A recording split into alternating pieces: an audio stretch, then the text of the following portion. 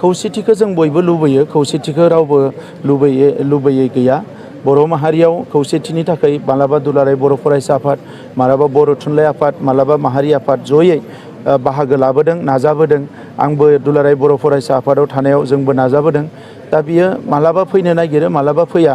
राजखान्थि भाबे खौसे जानाया गोबां समावनो गोब्राब जायो, आइडिअलजिया गुबुन गुबुन जानायलाय। नाथाय आं बेखौनो खावलायगोन जे जाय जेरावनो थाया मानो हारिनि फारसे बयबो जाहाथे जि मोनसे माहारिबाद बेखौ रावबो नागारा आरो सम सुजुग नायनानै मालाबा मोजां बोथोर, मोजां साननाय फैयोब्ला आरो हारिनि थाखाय मोनसे बिन्दोआव एबा मोनसे पइन्टआव बयबो एग्रि जानो हायोब्ला जों बयबो खौसे जानानै थांनो हायोबा जोबोद मोजां। नाथाय खौसेनि मुङाव राजखान्थि खालामलायबाय थायोब्ला बे हारिनिसो खहा जागोन।